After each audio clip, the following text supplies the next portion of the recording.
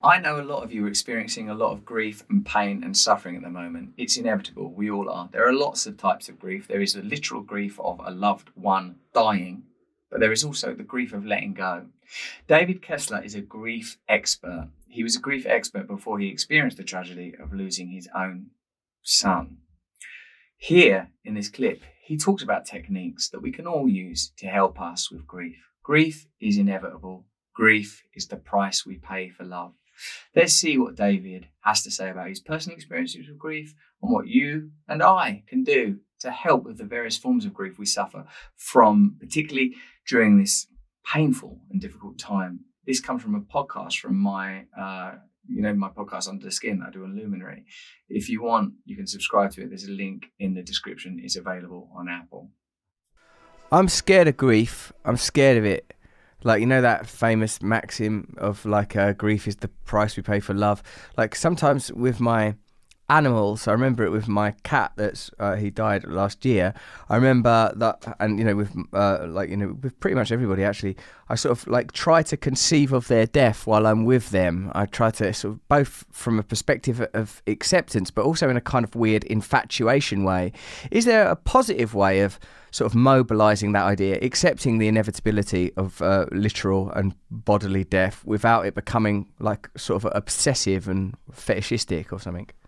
Well, I think I've had to adopt a different view of all that. First of all, there's a healthy thing called anticipatory grief, that when a pet's getting older, or when our parents are getting older, we sort of know we're going to lose them someday and have this healthy adaptation that our mind is trying to grapple with. So that's the healthy part of it. I certainly, dealing with this my whole life, have had to really reckon with love and grief are a package deal on planet Earth. Grief is actually optional. You don't want to grieve ever, you don't have to. But you can't fall in love, you can't have friends, you can't attach to pets, you can't love your children or your parents.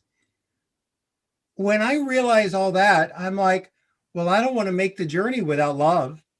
I mean, I want to come here and love, and it means I'm going to lose someday. I'm going to lose the people I love, the pets I love, the things I love. That's part of this travel we all do. Can you tell us about your formative experience of grief, the loss of your mother, and then how the later grief, the loss of your son, which I'm obviously sorry to hear about, and of your mother, of course, but especially the loss of a child. Can you tell me how those two experiences of grief differ and how they affected and changed you and how you dealt with them? Sure. It's I'm in a profession that in some ways you don't choose, it kind of chooses you. No third grader is like, oh, I want to be a death and a grief expert when I go. I had a mother who was ill when I was growing up. And when I was about 13, she had to go to the hospital in the big city because she was very sick. I didn't know she was dying. And at the time she was dying, at the hotel across the street where we were, a shooting began. And it turned out it was one of the first mass shootings in the US. It's tragic we have them all the time now, but it was one of the first big ones. And in the span of 3 days, I wasn't able to be with my mother when she died. I saw hotel guests, police officers, and the chief of police died. And it's now used as what not to do in a shooting because they made so many mistakes. They just didn't know how to handle it at the time. And there was also racial overtones to it and so much of what we still deal with today.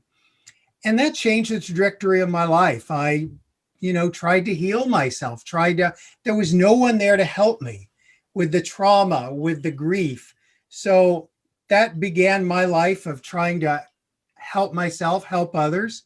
I was fortunate to work with some amazing people. My teacher became Elizabeth Kubler-Ross, who is a pioneer in the hospice world, along with your Cicely Saunders there in the UK. And they started hospice in our world. And she obviously came up with the 5 stages of dying. over the years, I would talk about Elizabeth. Those stages are getting badly used for grief. And finally, we wrote a book called On Grief and Grieving, where we adapted her stages from dying to grief. The stages, for anyone not familiar with them, are denial, anger, bargaining, depression, and acceptance. We literally, on page 1 of the book, said you don't do them in order. They're not a map. There's no one way to do grief. It's unique as our fingerprint. And it's interesting over the years how they've changed, because they've become these 5 easy steps for grieving. And Elizabeth and I both hated that then, and I hate it now. There's no 5 easy steps for grieving. And it's interesting on social media. Sometimes people will put in, oh, you and Elizabeth Kubler-Ross are just trying to neaten up our grief and make us follow your rules. And Elizabeth was a rule breaker. Elizabeth would hate this idea that there's these stages you're supposed to follow. So they've gotten a bad rap. The other thing is acceptance got a finality that we never intended. You know, when people say to me, how long am I going to grieve my loved one who died? I always go, well, how long is your loved one going to be dead? Because if they're going to be dead a long time, you're going to grieve them a long time. It doesn't always mean with pain. Hopefully in time you can grieve them with love. How did you begin to process and understand and accept the loss of your son? I had, it was really hard, because I had to sit with, am I going to take the advice I gave everyone? And my advice was, go to grief counseling, grief group. And I had to literally go to a grief group, took my contacts out, put my glasses on, put a cap on. I had to sit in grief groups with literally my books 4 feet away on a table. Wow. And not say, that's me, I'm the expert. I couldn't be him.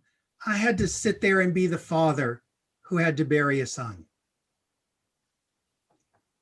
That was a pretty humbling thing to have to do. I mean, it was, I now, because of those experiences, when people walk into one of my grief groups or come online on a grief group or show up for counseling, I applaud now, because I know now how hard it is just to walk in that room.